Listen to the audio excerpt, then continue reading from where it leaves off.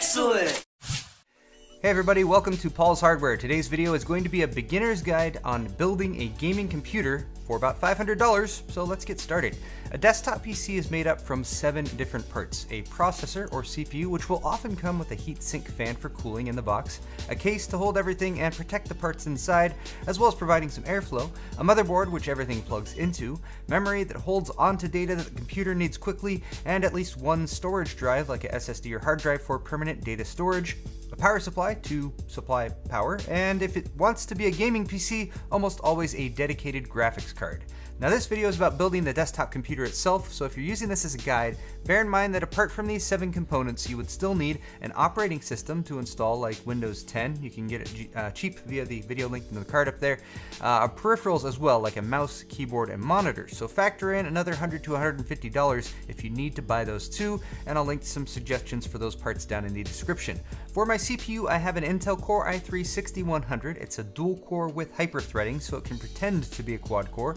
The motherboard is an ASRock B150M Pro 4V. It's socket 1151, so that matches the CPU.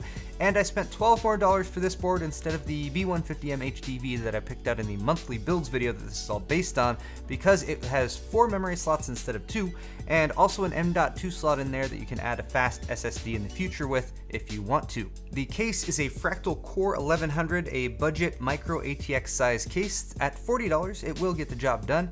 For storage, I have a 240 gig SSD. It is a SanDisk, but very comparable speed-wise to the ADATA one from the original parts list. And although I highly recommend an SSD for your operating system, one of the first things that you might add to this build is going to be more storage. Ideally, you can maybe salvage a 1 terabyte or so hard drive from your old computer. That is definitely recommended. Just a single 8 gigabyte DDR4 stick for memory. That is another easy future upgrade, would be to just add another 8 gig stick in the future for dual channel and 16 gigs. Also, embarrassing mistake here, I accidentally grabbed an incompatible G.Skill DDR3 memory stick for some of this video that I was going to use, but fortunately I realized my mistake and I ended up switching to an 8 gig Corsair DDR4 stick. The video card is a Gigabyte Radeon RX 460 with 4 gigs of video memory, a great starter card for $130, and also an easy part to upgrade down the line. The power supply was supposed to be an EVGA 450 watt unit, but... So if you're wondering why there's a 700 watt power supply here and a 450 watt power supply in the description, well, I ordered the 450 watt and Amazon sent me a 700 watt. The plastic on the outside of it had a sticker with a 450 watt label on it too, so I mean, that's what I paid for, but this is what I got. But anyway, for the purposes of this video, the 700 watt unit will work just as well. Those are my components though, and for tools I'm also going to keep it simple with a standard Phillips head screwdriver, scissors, and a rubber mat to set delicate components on. Oh, and later on I realized I also needed some pliers. So here's everything unboxed and laid out onto the table. Apart from each item itself, I have the box of accessories that came with the case, the power cord and 4 screws that came with the power supply, the heatsink fan that came with the CPU, and the motherboard manual, I/O shield, and SATA cable that came with the motherboard. The power supply supplies power via these cables to the rest of the computer. It will plug in directly to your storage, the SSD, as well as the graphics card, and a couple places on the motherboard. And if you're concerned about static electricity, then take the 3-prong plug from your power supply and plug it into a grounded outlet, and then just touch the housing. That will ground you, and then you'll be safe to touch other components. So let's get the motherboard ready to go by installing the CPU and memory. Carefully open the CPU socket on the motherboard by pushing the lever arm down and out, away from the socket, then lift the lid. There's a triangle on the corner of the CPU that you should align with the triangle that's on the socket, as well as the socket cover. Remember to never touch the gold contacts on the bottom of the CPU or those pins in the socket. They are very delicate. Hold the CPU by its edges, line up those gold triangles, and with the contacts facing down, lower the CPU onto the socket very carefully. There are also 2 notches along the edges of the CPU that will help align in the socket. Once it's in, don't push down, just give it a very light jiggle to make sure it's settled, and then close the socket lid, then push down the lever all the way back into place, and note that it might take a little bit of pressure to do that. The socket cover will pop off and the CPU is installed. Next, we'll install the stock CPU heatsink fan, which has some thermal paste pre-applied to help it transfer heat from the CPU. Don't touch that thermal paste like I did. Just line up the 4 plastic mounting plugs with the 4 holes around the CPU socket, keep it level, and push those pins in, starting with opposite corners. Once it's secure, plug the fan in. It connects to the 4-pin CPU fan header. Next is memory. I have 1 stick and 4 slots, and the manual doesn't really say which slot to use for a single stick. Oh well, that's fine. I'm just gonna go with the outer one, and it is easy to move a stick of memory if it doesn't happen to work.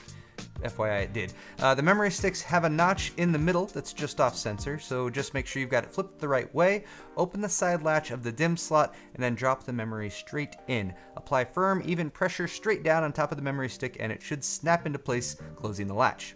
Okay, let's set the motherboard, CPU, and memory assembly aside for a moment and work on the case and power supply. Remove the case side panels and the vertical drive mount that's right up at the front, and prep the power supply by unbundling just the cables that we need. Those are the 24-pin and 8-pin plugs for the motherboard, and the SATA power connector for an SSD.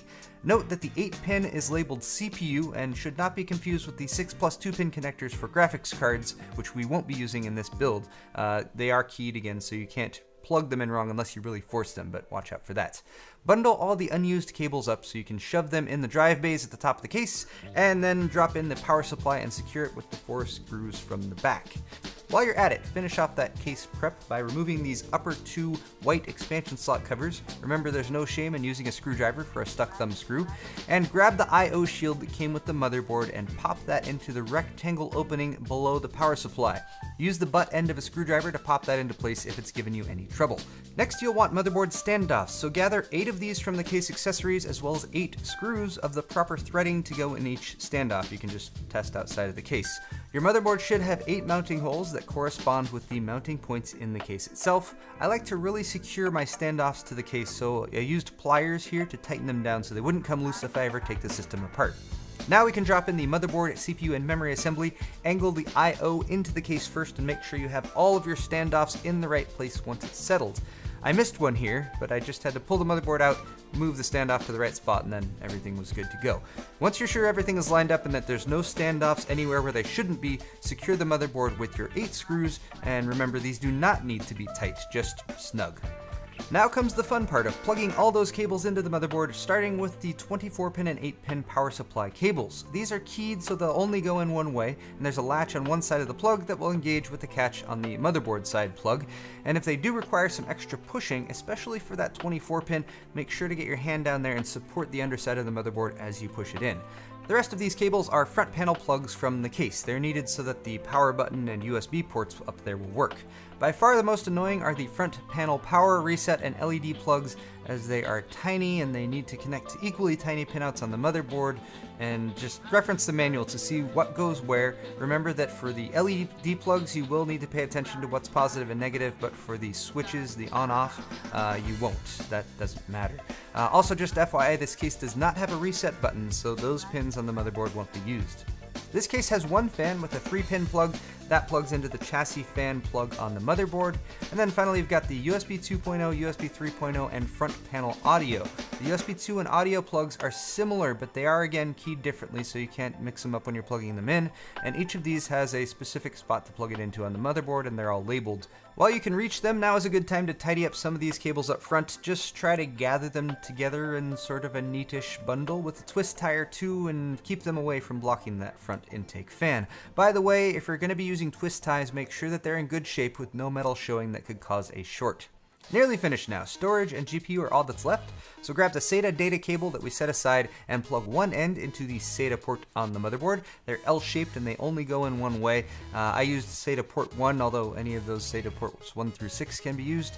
The SSD can be mounted to the inside of this vertical drive mount, and you're going to use 4 small screws to do that. I pointed the drive's plugs towards the front of the case in order to hide those cables.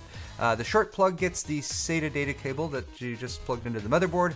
The long plug gets the SATA power plug that should already be ready and waiting from the power supply.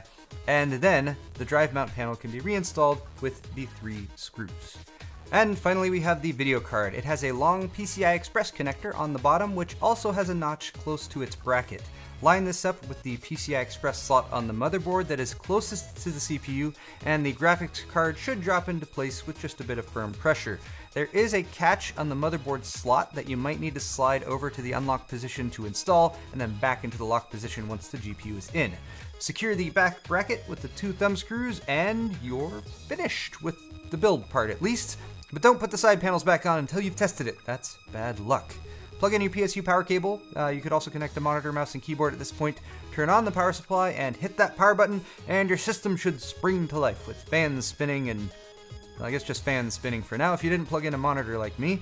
If it doesn't spin up, it usually means that you have a short somewhere or that something isn't plugged in all the way, so start by going through those connections and see if you missed something, or maybe like the graphics card isn't seated or something like that. So that's how you build this little computer, but what's next? Well, you'd want to do some basic system setup and install an operating system like Windows 10, and I have a follow-up video coming on that very soon. You might also be considering upgrades. This build has a lot of headroom for that, which I will also be doing an upcoming video on, and you'd probably also want to see how the system actually performs, and you guessed it, I have a video coming up on that soon too. In the meantime though, I hope this video helps you in your PC building adventures. Leave your comments in the comment section down below. Links to these parts as well as my Paul's Hardware store where you can buy shirts like this one are also in the description. Hit the like button to get subscribed if you enjoyed. Thanks for watching, and I'll see you next time.